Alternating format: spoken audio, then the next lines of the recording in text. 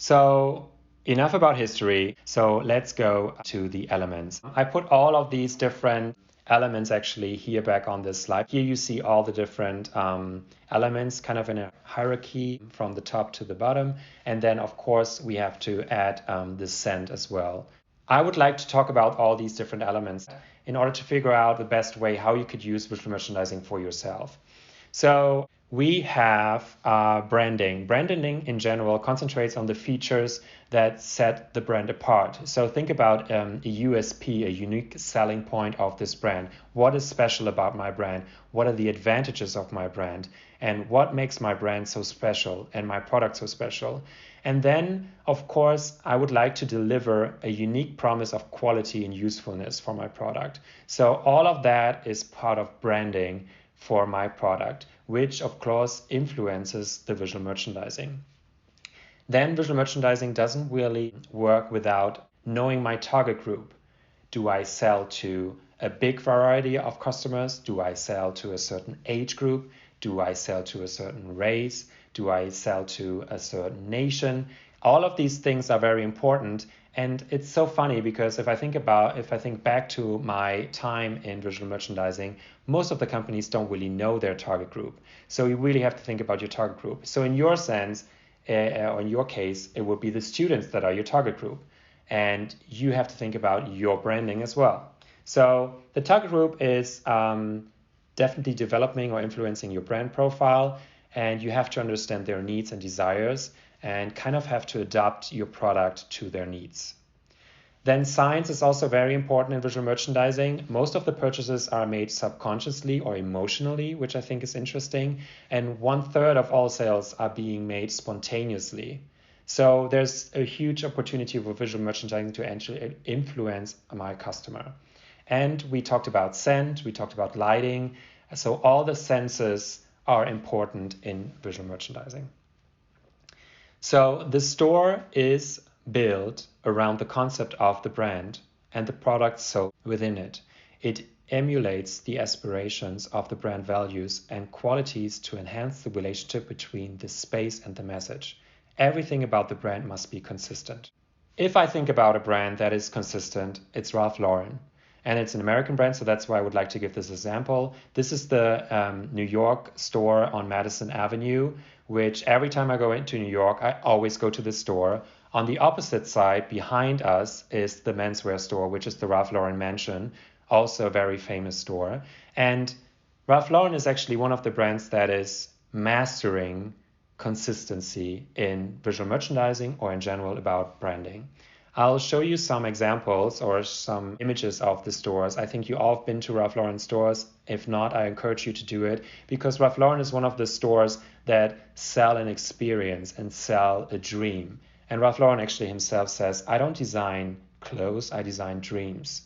So we would like to come to the stage where we figure out the customer or have the customer forgetting about his or her normal life or daily life and just dive into this world of the brand. This is the menswear example where you have everything designed from lighting, from scent, from furniture, from product in the Ralph Lauren language.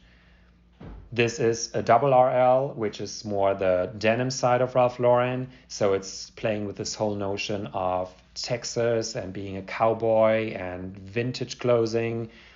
And they actually also have cafes and bars. And actually the last store they opened is in Milan in Italy. And they also have like a bar there, which is all designed in the Ralph Lauren language. So consistency makes the message stronger and reaffirms the brand's worth. The next element, the facade.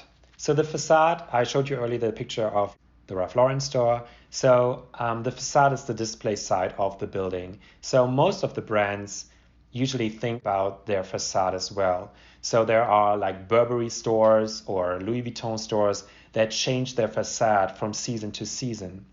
So they have like this huge glass facade, and then they put different applications on it, so it kind of matches the season. Dior, which is also an haute couture house, a fashion house from France, they also are masters in changing it. So it always matches the collection that's displayed during that season, and it actually matches their fashion shows. If you think about, let's put it more into real life, grocery stores, every Publix should look the same from the facade. Every Whole Foods looks the same. Or if you think about Walmart, they all try to have a certain facade. So if you pass by with the car, you immediately know, this is a Walmart. Then any advertising that you display on your facade should be easy legible. It should promote your brand recognizable, and also part actually of a daily checklist of visual merchandisers is cleanliness and undamaged facades. So I think the next time you just walk to a store, look at the facade, and I mean, that's usually what I do, and I was trained in that in the hospitality time, to look for spider webs. Is the branding clear? Is there like cigarettes on the ground, or does it look clean? Because that influences the whole perception of your product as soon as you enter the store. So we don't want to have any disruptions, and we want to have a clear shopping experience. One of the other brands that masters a facade is Apple Store. I think one of the major and greatest stores ever is the Apple Store on Fifth Avenue, and this is the one in New York. And they just redid it, and I also encourage you, once you're in New York, to just enter it and go inside and take a look at it, because it's like a huge glass dome, and you actually don't see any product, nothing. You just see the Apple sign, and then you have to walk down in the underground underneath, and then you have this huge theatrical idea of an Apple environment. Then the window, once again, I said to you, it's like one of the most important things. Display window draws attention and fascinates customers. Ralph Lauren is a master in that. Some stores just don't have any windows because they want to keep the excitement. But in general, I always encouraged a brand to show their products in the window, even if it's just like a small little bag or item, but it just gives an idea what can I find in the store. It usually portrays the image of quality. So if you think about Ralph Lauren, and then they have damaged mannequins in the window, and they show a suit that is worth $600, then it doesn't really match. So you really have to think about that as well. And then successful brands actually communicate their image, emotion, their style, and diversity of product lines in their windows. And the clearer and more simple the display window is, the more effective it is. I like to think about the window as a business card for your brand. So it has to show everything that you can find in the store and show it in the best way possible, because it's the first impression that you get from the store. Here is a window that actually I designed for Bogner. So it's a fashion brand in Germany focused on ski wear. We try to show like a really modern approach to ski wear, and it's concentrated or targeted on really young customers. The sales floor is a very important thing because that's where the interaction happens, where we increase our revenue as a brand. So we try to generate sales. Usually there has to be a good structure. So as we enter the store, I mentioned the entrance, we have to figure out what's the best way and the fastest way to get my customer to the product of their desire. Then there's the product presentation. We have a different hierarchy. So think about the grocery store. I always like to give this example, how you place your products into a sales room or sales floor. So why do we always start with the fruits and vegetables in a grocery store? Because when we enter the store, we immediately see fresh products and we think, oh my God, this store really has a variety of fresh products. It looks so organic, and I'm really doing something good for my health. Then you put them into your basket or in your cart, and you drive through the store, and then you put in milk and eggs. Eggs usually like change their position because we like to hunt for them, and everyone needs eggs. And then you go through the meat section, and then you have usually at the end, you have more stuff for your cleaning purposes. And then it's funny because we took all this effort to like put all these products in our cart, and then we would like to do something good for us.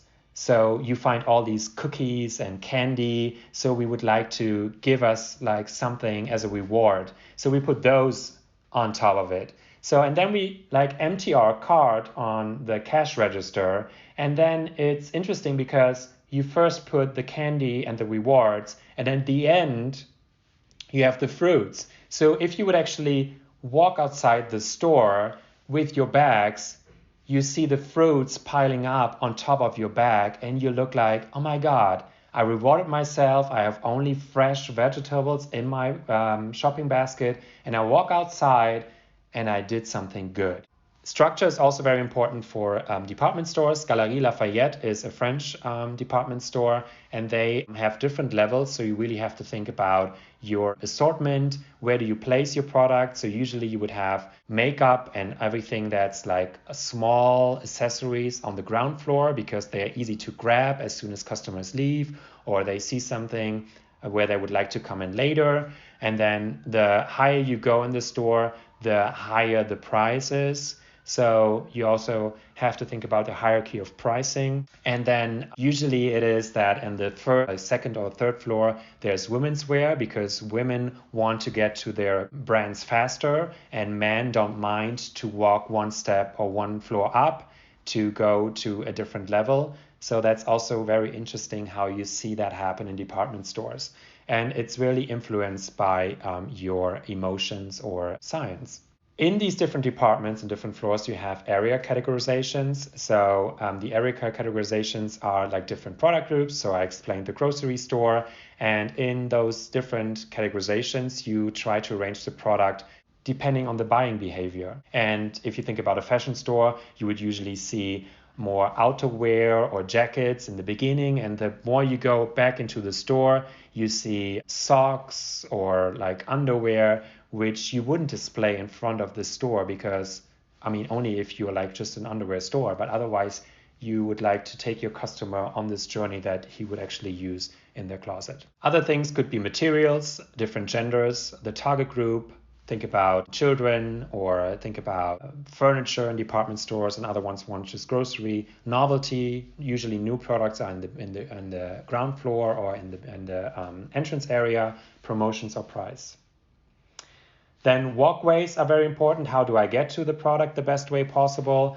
And you want to make sure that those customers who actually loop through your store see all your products. So you have to make sure that you somehow, I don't know if most of you guys know IKEA or IKEA. They actually make you loop through all the products that they have in the beginning and you're like super exhausted already. And then at the end, they have a restaurant for you to reward yourself. And then you go into the market hall and you buy all the little grocery, like little candles and stuff. So you think about the journey and make sure that you use a walkway, like figuring out that the customer walks through the whole store.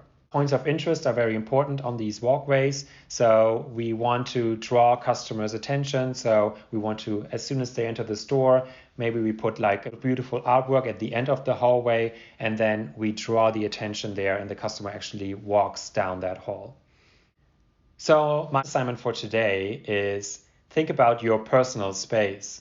So what does your desk look like? Is there a functional structure on your desk? And can you think of a better hierarchy? I made an example for you because I think it is very important that once you have a workspace that you can really concentrate on this virtual meeting, for example, and you have nothing that's disrupting you kind of in a retail store. So I made an example of my perfect desk.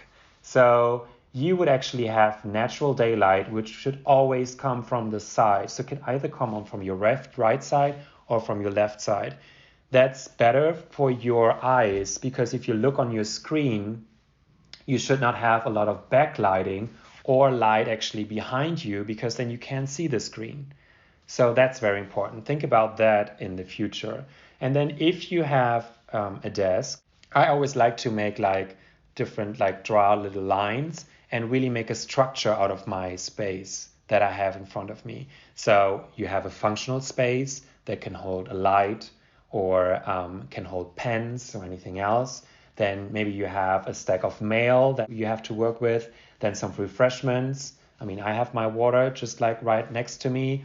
Then you have maybe decoration, which are like a family image or a picture, some decorations, things that you collected that you feel comfortable with.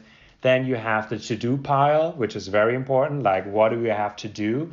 And then I encourage you to just maybe put those things out on your desk that you really have to work on right now and maybe today. And then you really concentrate and focused on that. And then on the other side, you have your transition area. So everything you worked on today, as soon as it's done, you just put it on the other side. So that's just my idea of how can I implement visual merchandising in my personal space. Maybe think about that while you just leave your desk today. Does it really have the structure that I need in order to work efficiently? And is it a structure that I like? I mean, it's your personal space, so you can just do whatever you want, of course, but it helps me tremendously to just have a structure in my space and just know where everything is. So the last point I would like to talk about are fixtures. So fixtures are the furniture that you actually display your items on, your personal items or your products, and they are orientated along the walkway. Visual merchandisers usually use arena principle, which I also like to encourage you in your desk. So an arena principle is that you have lower items in your next vicinity and higher items in the background. So think about a fashion store, and I have one example here of Off-White. Off-White is actually a French brand from Virgil Abloh. And here is an example of the arena principle. So the arena principle, think about Colosseum in Rome, where you have really an arena principle or a theater. So you have lower items in the next vicinity and higher items in the back. So you would really try to show everything and make everything visible for you. And that's one of the key elements that visual merchandising is working with.